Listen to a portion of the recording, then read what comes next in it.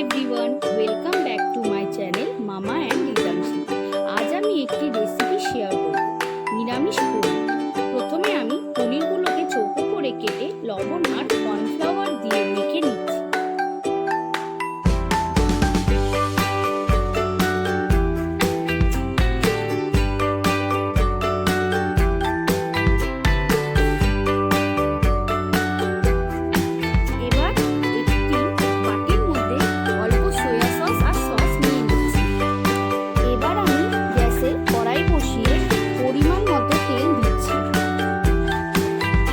এরপর পনির বানানোর জন্য যেগুলো ইনগ্রেডিয়েন্টস লাগবে সেগুলো তোমাদের দেখিয়ে দিচ্ছি। আদা বাটা, গোটা তেজপাতা, শুকনো লঙ্কা, এলাচ, টমেটো আর তেল গরম হয়ে আসলে গোটা তেজপাতা, শুকনো লঙ্কা, এলাচ সোমবার দিয়ে দিচ্ছি। এবার একটু নেড়ে চেড়ে নিয়ে আলুগুলো দিয়ে দিচ্ছি। সামান্য লবণ দিয়ে নেড়ে নিচ্ছি।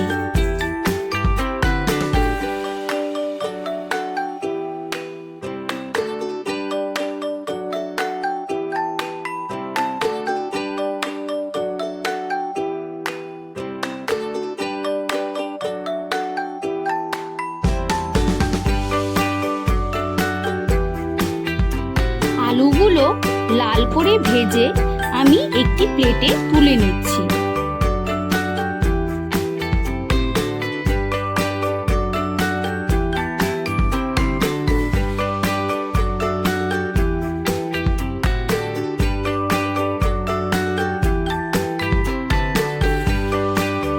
তারপর মাখিয়ে রাখা পনিরগুলোকে গরম তেলে হালকা করে ভেজে নিচ্ছি।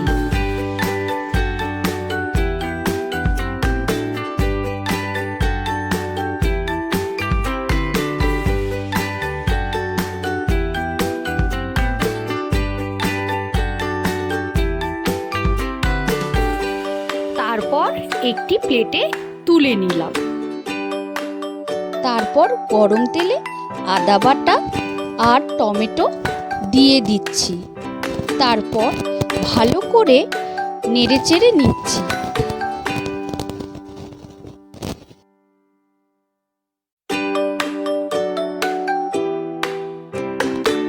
তারপর আমি 2 চামচ ধনে গুঁড়ো, 1.5 চামচ হলুদ, 1 চামচ লঙ্কা গুঁড়ো, অল্প পনির মশলা, অল্প গরম মশলা দিয়ে ভালো করে জল দিয়ে মিশ্রণটিকে গুলিয়ে কড়াইয়ে দিয়ে দিচ্ছি।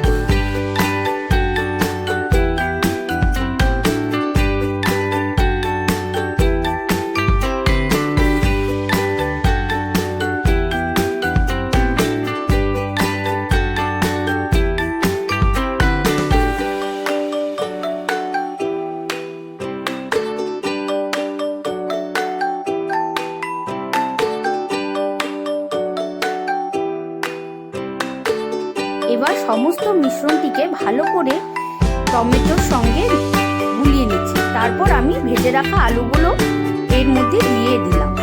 এবার ভালো করে আলুগুলোকে মিশ্রণটির সঙ্গে মিলিয়ে নিচ্ছি, মিলিয়ে নাড়াচাড়া করে নিচ্ছি।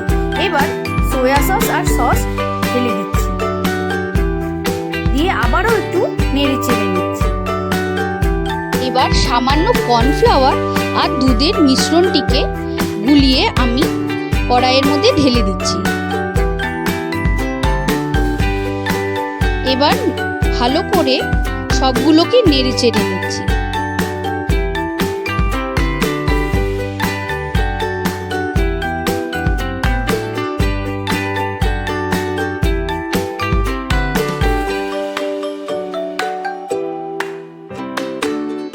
সামান্য পরিমাণ একটু চিনি দিয়ে দিচ্ছি।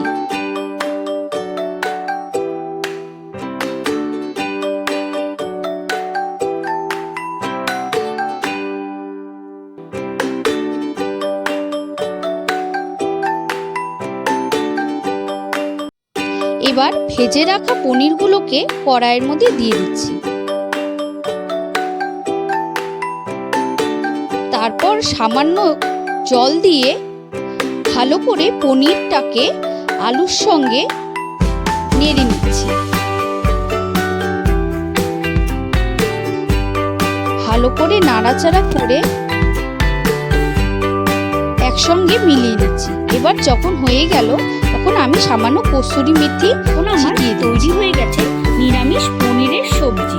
তোমাদের যদি ভালো লেগে থাকে তাহলে লাইক, কমেন্ট, শেয়ার, সাবস্ক্রাইব করে দিও।